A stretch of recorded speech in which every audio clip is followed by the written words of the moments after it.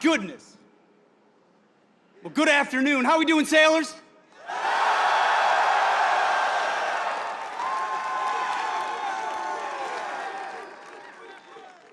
The absolute best of America. I'm honored to be at the world's largest naval base. Now, I'm the only thing between you, the First Lady, and the Commander-in-Chief, so I'm going to keep this very brief. Looking out at all of you, I know you know why the President always says we have the strongest, most powerful, most lethal, most ready military on the planet. And he's going to make sure we keep it that way.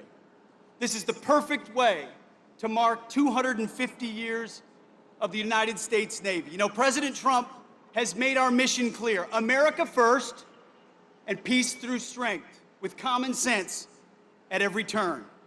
At the War Department, it is the War Department, we're committed to that core mission of peace through strength. And for the Navy, that means more sailors, more subs, more ships, and more munitions for all of them.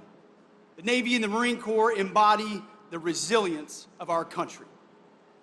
Nobody in the world does it better than the United States Navy. Always remember this. Fact. You are not civilians, you are different. Sailors, SEALs, Marines, you were set apart for a distinct purpose. Your diversity is not your strength.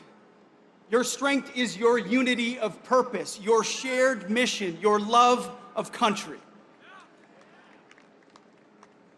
Generation after generation, battle after battle, ship after ship, sailor after sailor, you have set the tone.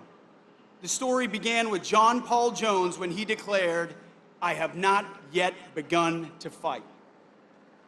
Today, we have a commander-in-chief who fights for all of you and fights for our country every single day. A commander-in-chief who guarantees that you, the warfighters, have everything you need on the high seas to deter our enemies and, if necessary, win overwhelmingly.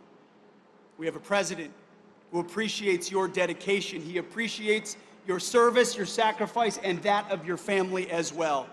And as I always tell every service member, every sailor I see, he has your back. So warfighters, on behalf of everyone at the Department of War, thank you. Thank you for your commitment to America's Navy. You stand the watch 250 years later. God bless you. And may God bless our great republic. Godspeed. Thank you.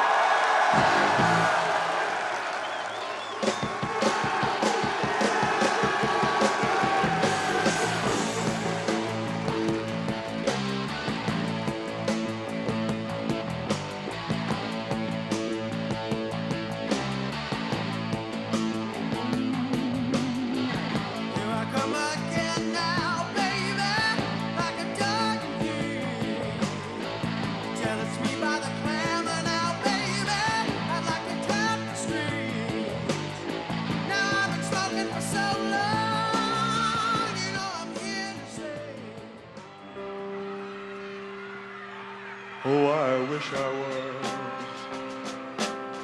in the land of cotton. Old times there are not forgotten. Look away, look away. What? Look away, Dixieland. Sing it, fella. You're on your own, man.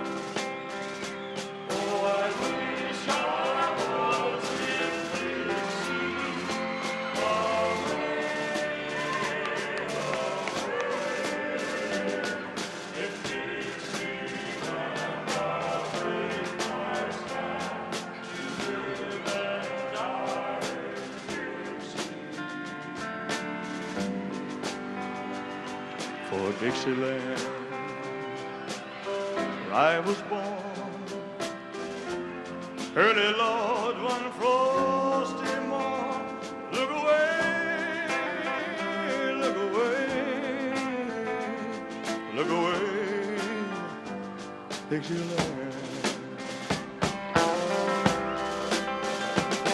Glory, glory, hallelujah.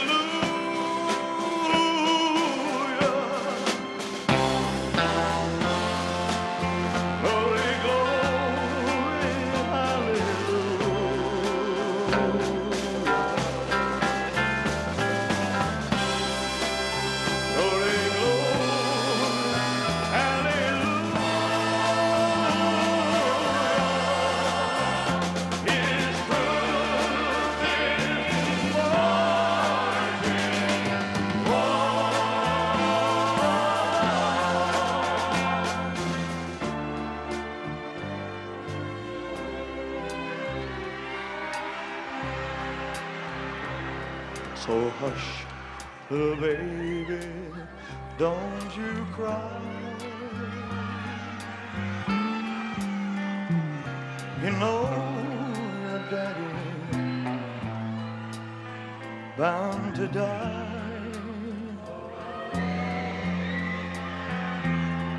but all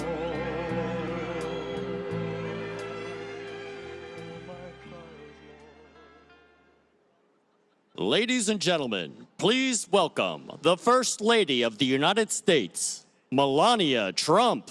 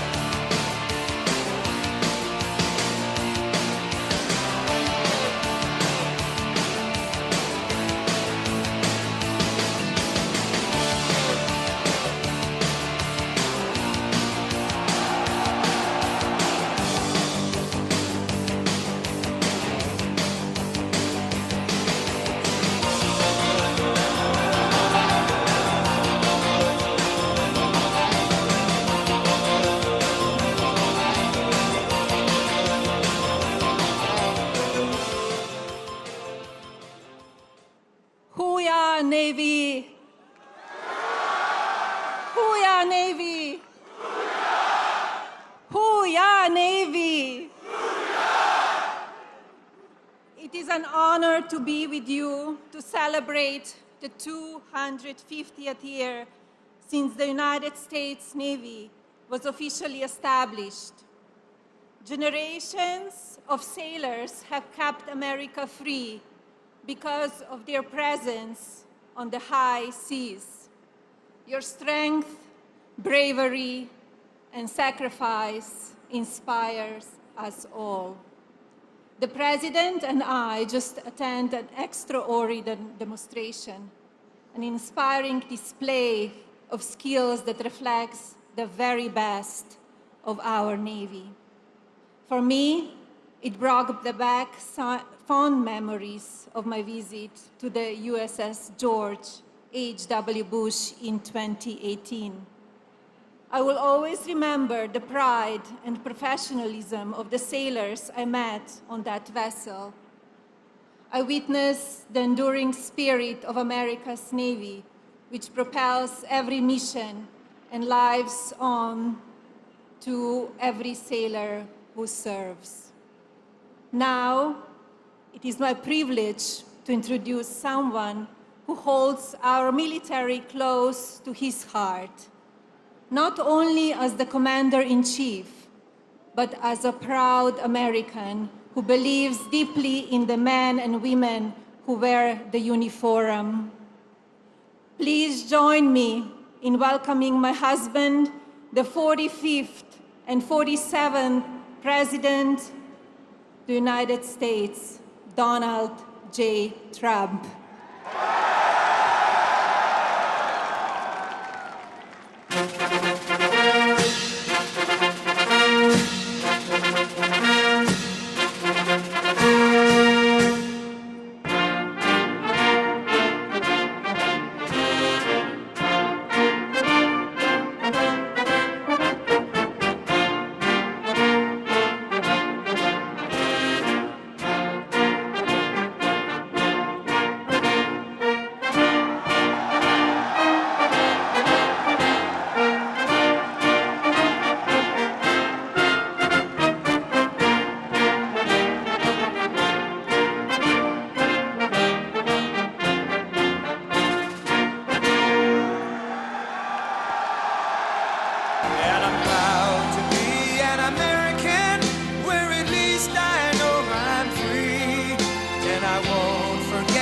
the men who died, who gave that right to me, and I gladly stand up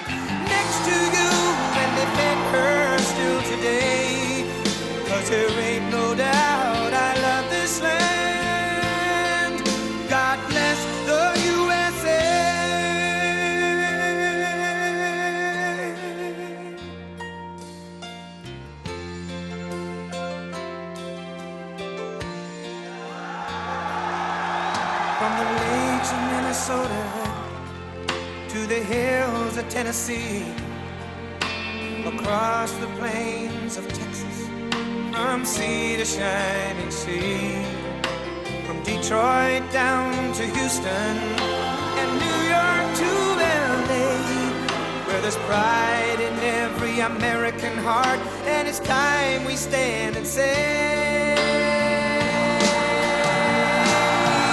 that I'm proud to be an American, where at least I know I'm free, and I won't forget the men who died, who gave that right to me, and I gladly stand up next to you and defend her still today, 'cause there ain't no doubt I love this land. God bless the USA.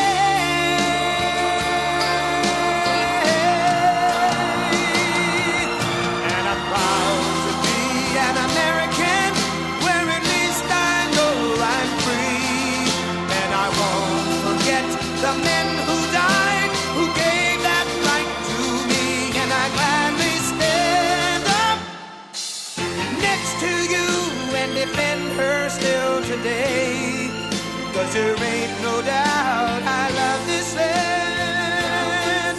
God bless the USA.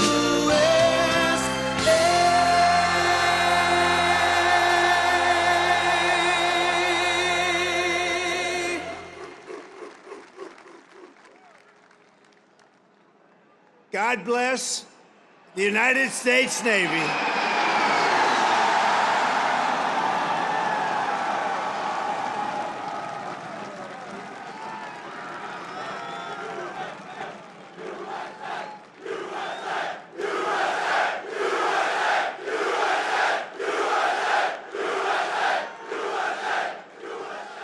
Well, that was good timing, wasn't it? Huh? We had to get that right. We had to get that right. But they always get it right. I was just given a display with a wonderful First Lady, the likes of which I think few people have ever seen before. We were a few minutes away, and the display of strength was absolutely incredible. We appreciate it. Thank you, Navy. Thank you very much. And I want to thank our magnificent First Lady for that introduction. People love our First Lady. They do. And let me say to all of the incredible sailors on this pier, it's great to be with the fleet, the fleet. And let's also give a very special thanks to the shipmates who put on that spectacular display of Navy dominance. And that's what it was dominance. And bravo, Zulu. You know what that is? Bravo, Zulu. You know, a lot of people don't.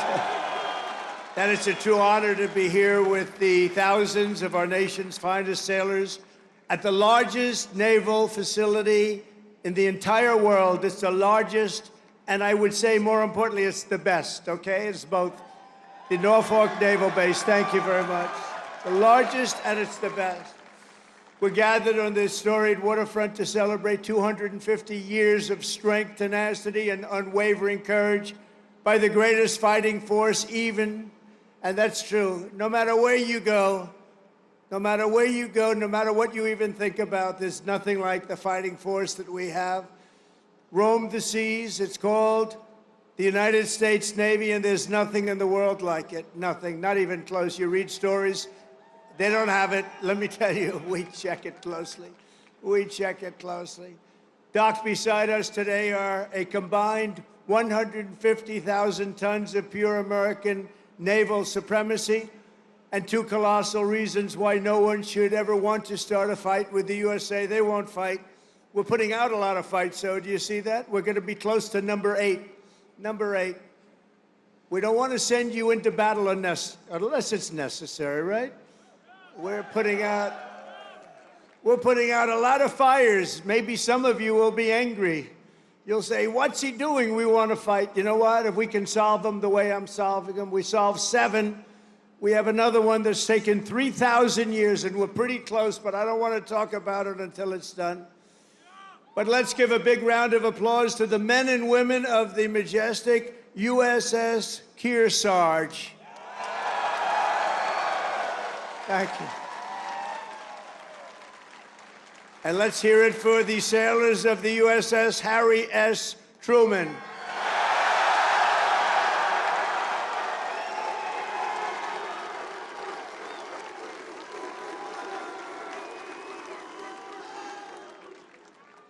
Those who call this carrier home live by a motto that captures the spirit of America's Navy. It's very simple. The words, give 'em hell, and we do give 'em hell. For 2.5 centuries, that is what every generation of American sailors have done.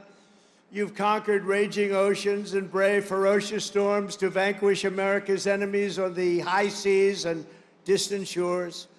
You've beaten mighty warships into twisted wrecks of steel.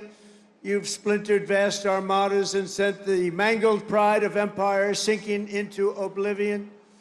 You've surged the waters thick in danger, blood, brine, and through it all, the United States Navy has kept the stars and stripes soaring high and proud above those big, magnificent waves. You love doing it too. There's not a thing in the world that you'd rather do, is there? Is there?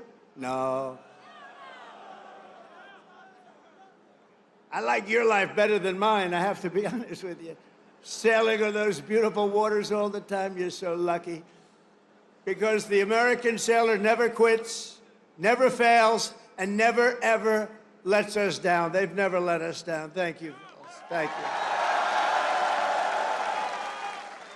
And we're honored to be joined today by service members representing every part of this great naval tradition. Our incredible surface warriors are the reason America's enemies tremble at the sight of a Navy ship haze gray or underway. The instant U.S. carrier, cruiser, or destroyer breaks across the horizon, every tyrant and adversary on the planet knows their choice is very simple. It's leave America in peace or be blown up in fire and fury never seen before. All over the world, people know of the skill, nerve, swagger, and sheer attitude of the boldest and most daring pilots on the sea, the U.S. naval aviators, and I just got to witness it with Melania. They land screaming jets on pitching decks in the dark of night with no room for error. There's no room for error. The greatest pilots in the world. And while Navy pilots rain down pain from above, the greatest adversaries fear the daring deeds of our silent service below.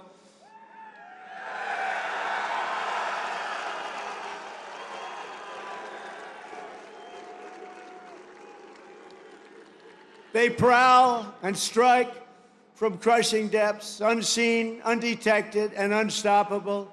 They are our brave submariners. Where are the submariners here? And they are brave. The most lethal weapon in the world, I will tell you, nobody knows where it is, and what it carries is nothing that carries weaponry like that. And we're 25 years ahead of any other country when it comes to submarines. Nobody's even close. Nobody can match us. No roll call of Navy warriors would be complete without recognizing some of the fiercest and most elite commandos in the history of war. They are the toughest, and there's nobody tougher. There's just nobody. That's what they tell me. There's nobody tougher. Called the Navy SEALs. What do you think about the Navy SEALs? Where are the Navy SEALs? We're not going to mess with the Navy SEALs. They are great. Thank you very much. Incredible people.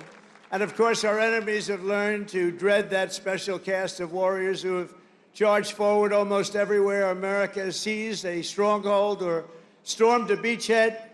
They call themselves the Leathernecks, the Jarheads, the Devil Dogs, but we revere them as the United States Marines.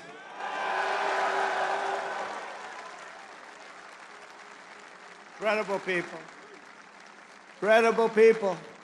With us today are some of those who have led these exceptional men and women. They've led them like nobody else. And I'll tell you, a person I'm very, very proud of, he has stepped up and he's hitting home run after home run. They love him.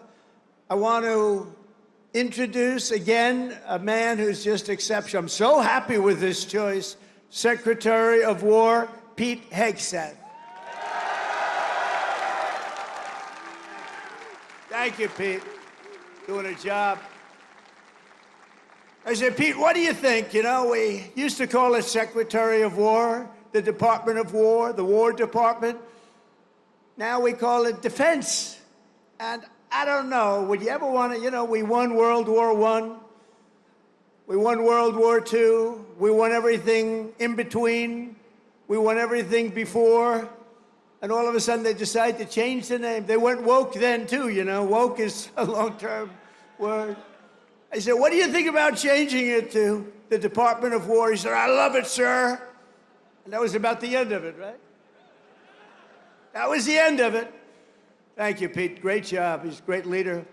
Also, Secretary of the Navy, a very, very successful man. He gave it all up to do this, and we're designing more ships. We have more ships being built shortly. We're going to have more great ships being built than we've ever had being built in the history of the Navy. John Phelan. John, thank you. Great job, John. He made a lot of money in the private sector, and I said, you want to do this, John? We need a lot of ships, so we need them fast. And he said, I want to do it. He gave up a lot, gave up everything to do this.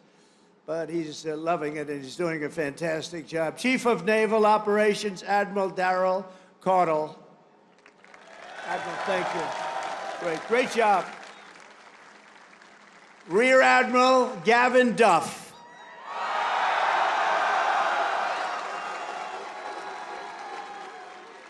And along with so many different people here, they could introduce them all day long. I don't want to do that because we got to get to business, talking a little bit about war and peace. But along with your great officers here at Norfolk Naval Base, Vice Admirals John Gumbleton. John, thank you. Thank you, John. Great. Young guy. You're a young guy. Great. Doug Perry and Rob Goucher. Thank you. And a very special thanks to a man who just got a 93% approval. He runs the Veterans Everything, I call it. He's Veterans Everything. The VA Secretary Doug Collins. He's doing great. Thank you, Doug. Doing a great job. Ambassador Monica Crowley. Monica, thank you very much. A man that everybody loves. He was my doctor in the White House, and I got to know him very well. He was also the doctor for Barack Hussein Obama. Have you heard of him?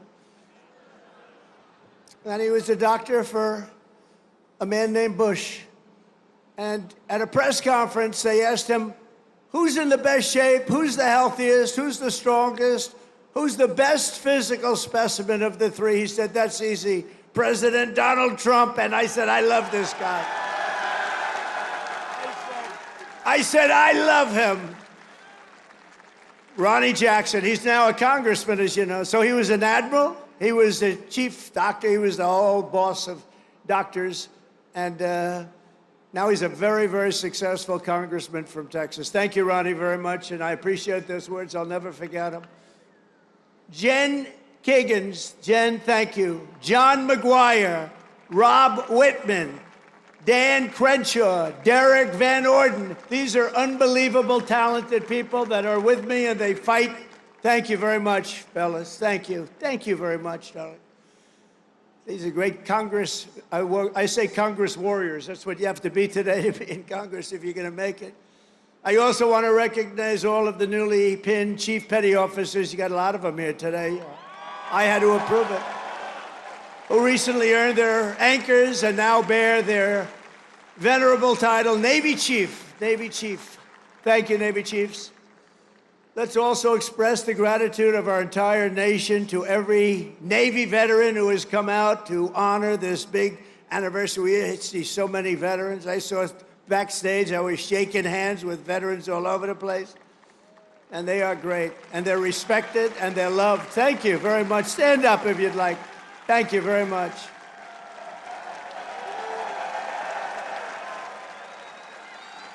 They're really loved. I saw it backstage. I saw so many veterans, and my hand will never be the same.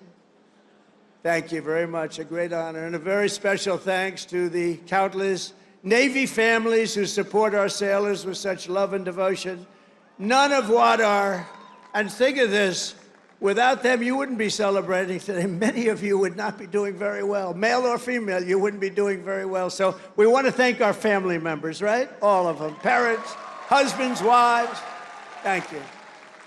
Thank you very much. From the American Revolution until today, the story of the U.S. Navy is a tale of loyalty, sacrifice, and commitment stretching back 250 years. So we're celebrating 250. I almost thought I wouldn't get to do that because I was president in 2016, and then they rigged the election on me. And then we caught them, didn't we? We caught them, but you know, we had to run it again. I ran it again, and I got 250, and I got the World Cup, and I got the Olympics. Can you believe all of it? In my first term, I was the one that got the Olympics. I was the one that got the World Cup. And I said, you know, the sad part is, maybe I'll go, maybe I won't even be invited because it won't be during my term. I would say, if we're a Democrat, I might not be invited. They don't love me exactly too much. And then when this happened, now all of a sudden they got all three. But you know what's the most important? 250 years is the most important, above World Cup, above Olympic. But we got them all coming. And on June 14th, next year, we're going to have a big UFC fight at the White House, right at the White House, on the grounds of the White House.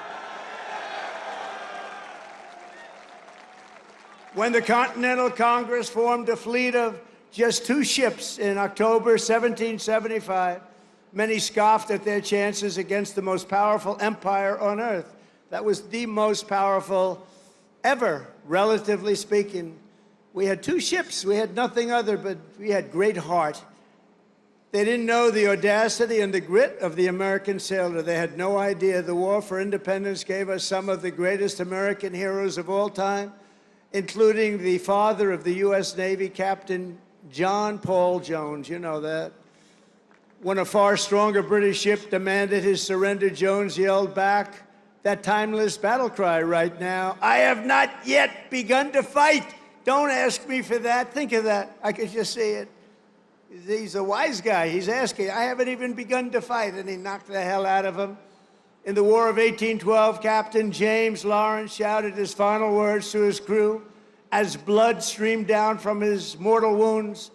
"Fight her till she sinks," he yelled. "Don't give up the ship. Don't give up the ship." These are all incredible, very, very famous statements now, with years and time, very famous. Don't give up the ship. I say it all the time. You're a little behind. I say, don't give up the ship, and we win. We all know how to win. Today, that eternal creed is written into the hearts of every sailor in the fleet. America's Navy never, ever gives up the ship, right? We never give it up. Another titan of the early Navy was the great Commodore Arthur Sinclair. He defeated the French in the Caribbean battle. And then he went to work on the Barbary pirates off the coast of Tripoli and raided British forces when they were so powerful in 1812, the War of 1812. He raided them. He was knocking them out one by one. Everyone said, where does this guy come from? And we're all descendants when you think of it. Commodore Sinclair went on to become the commanding officer here at the Naval Station Norfolk, right here, where he founded a nautical school for officers that eventually became the one and only U.S. Naval Academy.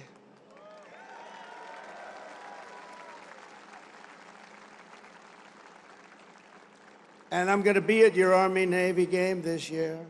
Who am I going to root for, huh? You may be surprised.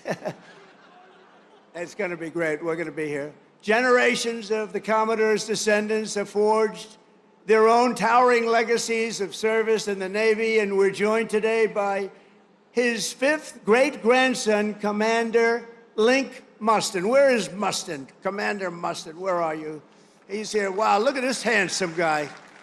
That's good genetics, right? He's got good genes. Thank you very much. Commander, thank you for continuing a family tradition that has endured for 2.5 centuries. Can you believe that, huh? I wonder if they were as good looking as you. I doubt it. You just got better with age, right? Congratulations. Is that young man your boy? Wow. He beats you. They beat you. That's what we want to see. Over the generations, our Navy sailors raised Old Glory above the streets of Veracruz, sent the Spanish fleet to its watery grave in Manila Bay, and buried the vicious German wolfpacks at the bottom of the sea. Those were vicious, vicious wolfpacks. They were brutal. They were hitting us hard, and then we came up with the answer, didn't we? We came up with the way to knock them out, and we were knocking them out so fast they didn't know what to do. It was really the end once we discovered the secret through some brilliant minds. A lot of them are descendants of the people here right now. In every era of conflict, the Navy has never failed to hunt, kill, and to win. Never failed. Never failed. In World War II, Admiral Bull Halsey's motto, hit hard, hit fast, hit often, and that is exactly what the sailors do. One of those warriors was Submarine Commander Eugene Fluke, who sent more Japanese tonnage to the ocean floor than any other man in history. I don't like to talk about it too much now. You know, they've been a nice ally, but anybody from Japan here right now? We'll get off the subject immediately. But think of it, sent more tonnage to the bottom of the sea, one after one. Aboard the famed USS Barb, he destroyed a Japanese tanker and a carrier with a single salvo to his men's chagrin. They were very concerned about it. They didn't think we could do that, and he just knocked them out one after another. And again, torpedoes were flying, but his greatest feat came when he spotted 30 enemy ships at port off the coast of China. You know that, a very famous story. Commander Fluke ordered his men to their battle station, slipped into the harbor, and sank 6 vessels at one time before taking off into the beautiful, wild blue ocean. He received 4 Navy Crosses, the Legion of Merit, and the Congressional Medal of Honor. That was a brave guy. In recognition of the incredible achievements of the USS Barb under his command, this December we will lay the keel of a brand new Virginia-class submarine bearing that same legendary name, and his grandson, Tom, will be there to pick it up. Tom is with us today, and I want to thank you for keeping that great legacy around. Where is Tom? Oh, look, stand up, Tom. Great. Good, Tom. Thank you. That's good. That's good genes too, Tom, isn't it? That's good stuff. Thank you very much, both, for being here. From Midway to the Coral Sea to Leyte Gulf, American sailors fought the most epic naval battles in history. And at Normandy, the Navy led the greatest armada ever formed to deliver the single largest invasion force the world has ever seen. One of the sailors who did it was Felix Maurizio, who enlisted at age 18 and trained right here in Norfolk, trained right here. On D-Day, June 6, 1944, Felix manned an amphibious landing craft that did 6 harrowing runs to Omaha Beach. You all know about it. These are all famous fights. He delivered hundreds of American troops into the battle, including his brother Sal. Felix lost so many of his friends that day, but he kept fighting. He kept going out there, getting more soldiers, getting more of everything. He just kept coming. They couldn't stop him, and went on to serve in the Pacific under the great Admiral Nimitz. In February 1945, he spent his 21st birthday landing Marines on the blood-soaked sands of Iwo Jima, one of the bloodiest, toughest battles ever. Historic battle. 6 months later, he was aboard the USS Talladega in Tokyo Bay. When Japan surrendered, they said, I don't think we want Felix hitting us anymore. And he retired as a Chief Petty Officer in 1966. This year, Felix celebrated his 100th birthday, and he is here this afternoon as a living testament to the glory of the United States Navy. Wow.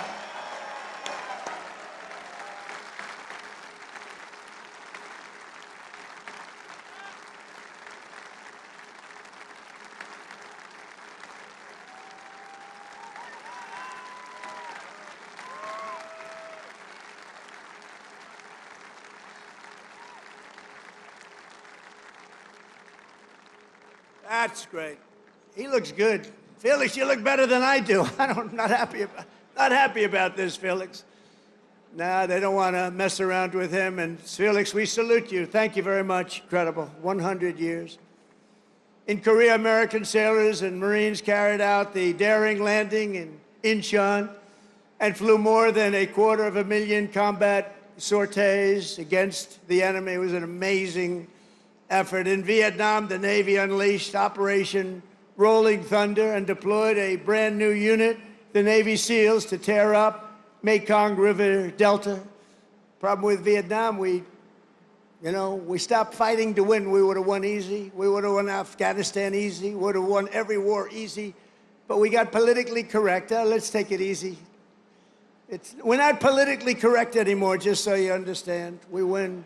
Now we win. We don't want to be politically correct anymore.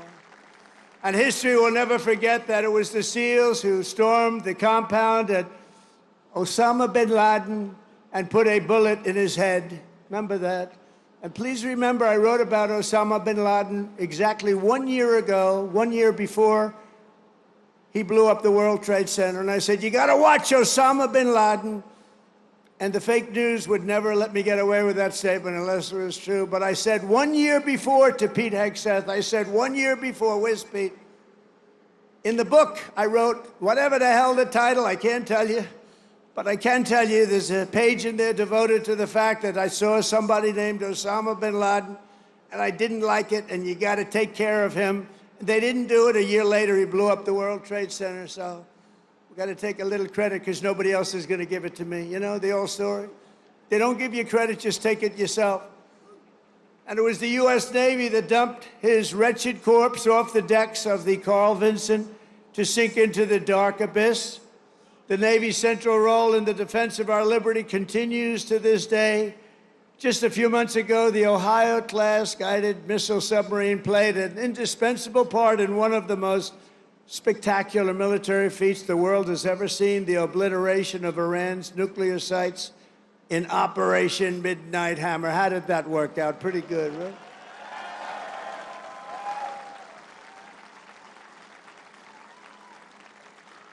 And we shot 30 Tomahawks, you know that. On top of, after the B-2, how about that? The B-2s, what they did, those beautiful flying wings, what they did, they hit every single target they hit. And just in case, we shot 30 Tomahawks out of a submarine, every one of them hit too. So I would say Iran was not particularly thrilled. They were going to have a nuclear weapon within a month. And now they can start the operation all over again, but I hope they don't, because we'll have to take care of that too if they do. I let them know that you want to do that, it's fine, but we're going to take care of that, and we're not going to wait so long. It should have been done long before I came along. You know that I had the pilots of the B-2s in my office, the famous Oval Office. I had them in the B-2s. They came in to the White House, and we talked about it. They said, you know, sir, for 22 years, our predecessors and us trained for that hit. For 22 years, they were training to take out the nuclear potential of Iran. He said, but it was only when you came along that we did it. And they were so happy that they did it. But they've been training for that hit for 22 years, but no president wanted to do it. They would have had a nuclear weapon within a month, probably within a month or shortly thereafter. And speaking to them would have been much more difficult. In recent weeks, the Navy has supported our mission to blow the cartel terrorists the hell out of the water. You see that?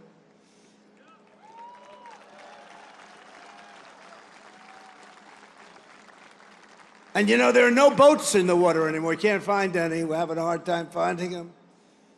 But you know, it's a pretty tough thing we've been doing, but you have to think of it this way. Every one of those boats is responsible for the death of 25,000 American people and the destruction of families. So when you think of it that way, what we're doing is actually an act of kindness. But we did another one last night. Now we just can't find any. You know, it's the old story. We're so good at it that there are no boats. In fact, even fishing boats, nobody wants to go into the water anymore. Sorry to tell you that. But it's, we're stopping drugs coming into America, if that's okay. We're stopping drugs at a level that nobody's ever seen before. Last year, we lost, I believe, 300,000 people. And that's not talking about the destruction to families. Every one of us knows families that have been destroyed because the son, daughter, even mothers and fathers are destroyed by the fentanyl pouring in and drugs pouring in. Well, they're not coming in by sea anymore, so now we'll have to start looking about the land because they'll be forced to go by land. And let me tell you right now, that's not going to work out well for them either. And it was the Truman carrier strike group that unleashed American fury on the Houthi terrorists in the Red Sea.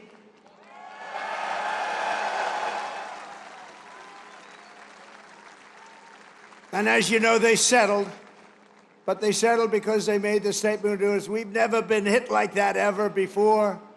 And earlier this year, conducted the single largest airstrike from an American carrier in history. That was the largest ever. I want to express my personal thanks to every single sailor who contributed to these phenomenal victories. We only know victory. We're only going to know victory. We don't want to know the other word. We want to know victory. We're going to have great victories in the years to come.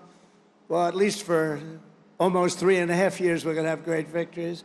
I want to thank a group of women from North Carolina. Look at these great. Will you stand up, please? These beautiful women have followed me. This is number 151. You could call a rally. This is sort of a rally. Let's face it, this is a rally. This is a speech of love. We all love our country. But that group is from North Carolina. They're up to about 151 visits. They have a whole group of them. I never see their husbands. I don't know what's going on with their husbands. I assume, do they still love you, the husbands? Yes, good. But I want to thank you. 151, they've been following me since 2016, and you look even better now than you did then. But I want to thank you very much. It's a really group. They love our country. They like Trump, but you know what they really do? They love our country. And we have the right policy, right? We have policy. We don't want crime. We don't want men playing in women's sports. We don't want transgender for everybody. We don't want to have open borders where millions of people come into our country from jails, from prisons, from mental institutions and insane asylums, drug dealers, murderers. 11,788 murderers were allowed to come into our country. A lot of them are gone. And by the way, Washington, D.C. is a safe place right now. It went from one of the most dangerous cities in our country, can you believe that, to probably the safest, among the safest in our country. Nobody's being hit anymore. It's very safe, and I want to thank you. A lot of the people here have helped. A lot of the people in the audience are people that have straightened them out. It took 12 days, think of that. Now we're in Memphis. We're doing the same thing in Memphis, and we're going to Chicago. You know, we have a governor that thinks it's wonderful when 50 people in a short period of time were murdered in Chicago. Over 200 people were hit. And so we send in the National Guard. You know what? We send in what's ever necessary. People don't care. They don't want crime in their cities. And we're doing it, and we're doing it well. We're doing it like nobody's ever done it before. So I just want to tell you, you're very close to D.C. The restaurants are thriving. The restaurants were dying. They were closing one after another. Now they're thriving. They're opening up beautiful new restaurants. Washington, D.C. is safe. And I even went there and had dinner the other night. And I stood right smack in the middle of the street. Secret Service was thrilled. And I gave a news conference. It's a safe place now. Washington, D.C., it's always going to be. Our nation's capital is always going to be safe. We're never going to let that happen again, what happened there. One of the most beautiful places. We're doing a big beautification program. It'll take me very little, very short. But we're doing a beautification program to go along with the security and safety. We're getting rid of the graffiti, the potholes, the broken medians between roads. We're doing a real job, and you'd be proud of it. I think everybody here is proud of it, frankly. That's our nation's capital, and that has to be clean, beautiful, and safe. The U.S. Navy always stands for America. As your commander-in-chief, I will always stand for you. I promise you that. You know that. That's why you voted for me in numbers that nobody's ever seen before. And I want you to know that despite the current Democrat-induced shutdown, we will get our service members every last penny. Don't worry about it. Don't worry about it. Don't worry about it. Do not worry about it. It's all coming. It's coming. And even more because I'm supporting the across-the-board pay raises for every sailor and service member of the United States Armed Forces. But we have to take care of this little gnat that's on our shoulder called the Democrats. They want to give all of our money to illegal aliens that pour into the country. And, you know, I have a bigger heart than they do. But the problem is when you do that, they come in by the millions. Everybody wants that, so you can't do it. But I've also pledged the largest ever investment in our military's history. We're spending over $1 trillion.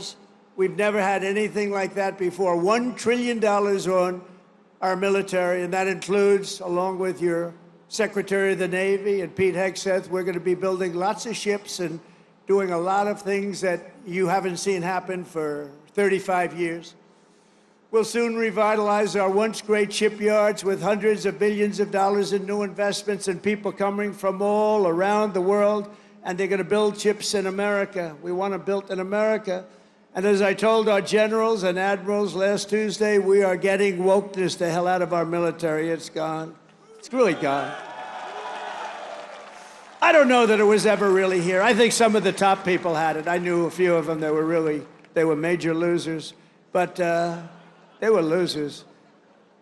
Unlike our great general, the chairman of the Joint Chiefs of Staff, who may be here, Dan Raisin Cane. You know Raisin Cane? When I heard his name, I said, that's the guy I'm looking for. But he's been an amazing warrior, and you know he was the one headed up the attack on Iran. And everything he's touched has turned out great. He knocked out ISIS. So I was told it would take 4 to 5 years to beat ISIS. When he came on board, he did it in 4 weeks. We knocked him out in 4 weeks. 100% of the ISIS caliphate. Is Dan Kane here? He is, you know why? Because he's working. That's the one thing. We don't have to worry about him. But he is a fantastic man. That's the man I wanted right from the beginning. I said, if I ever do this again and if I could get lucky enough to win, because we have a base like nobody in history has had, I said, I'm going to pick Raisin Cane as the chairman. And that's what we did, and he's been incredible. We will not be politically correct when it comes to defending American freedom. That's why we have renamed the Department of Defense at Department of War, as I said, and we have changed the name of the Gulf of Mexico to the Gulf of America. That was easy. That was an easy one. You know, for years I've looked at it, and I added it up, and I figured we have 92% of the frontage. I say, how come we call it the Gulf of Mexico? I mean, I wouldn't say that Mexico is thrilled with me, but what are you going to do? It's the Gulf of America, and I love it now. I was watching the other night a report, and they said very routinely, in the Gulf of America, this is the, you know, they just went on to talk about it. They didn't do it with a smirk or a smile. They didn't say, in the Gulf of America. No, it's called the Gulf of America now, and nobody's playing games with it. We got sued by the Associated Press, and they lost. In fact, the judge was so good, he said, he's calling it the Gulf of America. He's got all the approvals. You have to do that, too, to the very liberal Associated Press. They got thrown out of court. In fact, they're almost not allowed to cover me anymore because of that. It was a big hit. So I'm very proud of that. Under our leadership, the spirit of the American forces is soaring like it has never soared before. I think right now we have more spirit than we've ever had before. After years of recruiting shortages, we couldn't get guys or gals to become sailors.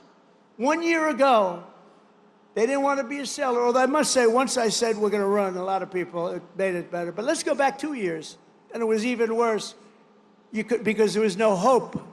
We had this horrible, horrible president who had no clue what the hell was happening. The chances of him walking down those stairs successfully were not good. And I have to be careful, because one day I'm going to probably fall. No, the North Carolina women said that will never happen to you. I always say, walk down the steps nice and slow. You ever notice I do nice? I don't have to bop down the stairs. Walk nice and slowly. But we have a waiting list. Think of this. We have a waiting list for people wanting to get into the United States Navy, the Army, Navy, Coast Guard, Marines, Space Force. Oh, we love Space Force. But think of it, we have a waiting list for every branch of government now, and that includes police and firemen. Nobody wanted to be a policeman. Now they want to be a policeman. Now they want to be in the Navy. They want to be in the Air Force so badly. The Marines, the Army, they want to be in all of it. They love Space Force. I love Space Force because I created Space Force. That was my thing. And it's going to turn out to be one of the most important. But 1 year ago, our country was dead. We had a dead country. People say, sir, you shouldn't say that. It's too straight to withdraw. We had a dead country, and today we have the hottest country anywhere in the world by far. 1 year, think of it. 1 year ago, we were dead. The king of Saudi Arabia said to me, President, 1 year ago, we thought we lost America. We thought it was a dead country, and now you have the hottest country anywhere in the world. He said that. I use this term. And I'm pleased to say that 2025 was the Navy's single best recruiting year ever. Not bad. So you went from those embarrassing headlines of a year ago. Think of it. Nobody wants to go into the Navy. How does that make you feel? Now you have a different problem. You know what the problem is? Everybody wants your job. I like that better, right? No, but nobody's going to take your job. You were with us when it was not as nice. It wasn't as nice. Those are the people I like the best, too.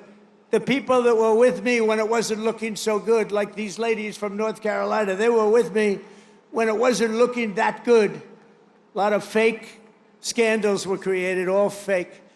One of those eager new recruits is 18-year-old Aiden Rollins, a recruit like I'm so proud of. Aiden's father was a sailor, his grandfather was a sailor, and after 4 years of Navy ROTC, it is Aiden's turn to carry on that tradition. When he enlisted in April, his father, Daniel, a Navy veteran, was so inspired that he decided to re-enlist too. Wow. I'm delighted to say that father and son are here with us today representing the future of this great fleet. Please, Aiden and your father, please stand up. Wow.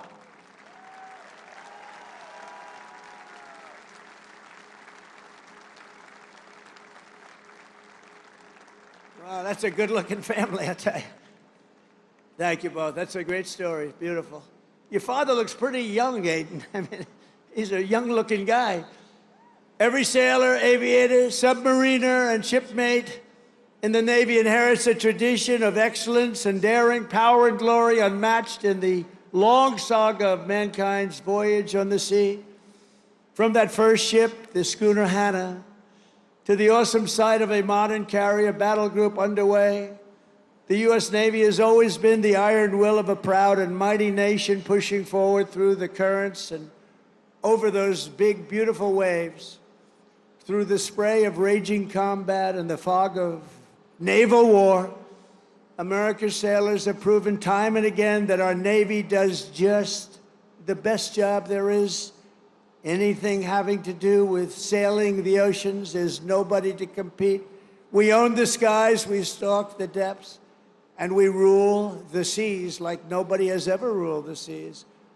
From Boston Harbor to Hampton Roads, from the Philippine Sea to the Red Sea, from the Guadalcanal to the vast, great Atlantic Ocean. Our sailors have seized triumph upon triumph. We don't know anything about defeat. We heaped honor upon honor and carved greatness and splendor into the pages of history. We only talk about the Navy and only use that word, splendor. We also say victory because that's the other. We have splendor and we have victory on gun decks and flight decks. In torpedo rooms and cockpits, they have poured out their blood, sweat, and tears and offered their very lives to defend this land between the seas. They have crossed icy canals, leapt from burning wreckage, plunged into frigid waters, soared into deadly skies, and slashed across the mine-infested bays to claim American victory and to defend the cause of liberty, to defend, quite frankly, the American flag. In every era, and every part of this globe, our sailors have fought with courage in their hearts, patriotism in their souls, and salt water in their veins. You have that salt water? Don't let the doctors change it.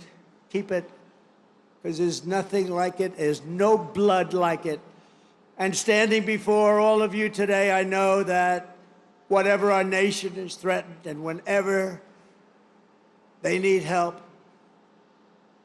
whenever duty calls, American sailors will hoist our flag high and they will rally to Admiral Farragut's immortal battle cry, "Damn the torpedoes, full speed ahead, go, you son of a gun."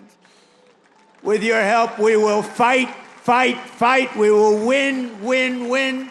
Because of you, our Navy and our country will always be proud and righteous and mighty and free. Congratulations once again on 250 years of total dominance. Sail fast, stay strong. Thank you. God bless our sailors, and God bless the United States of America. Thank you very much, everybody. Thank you.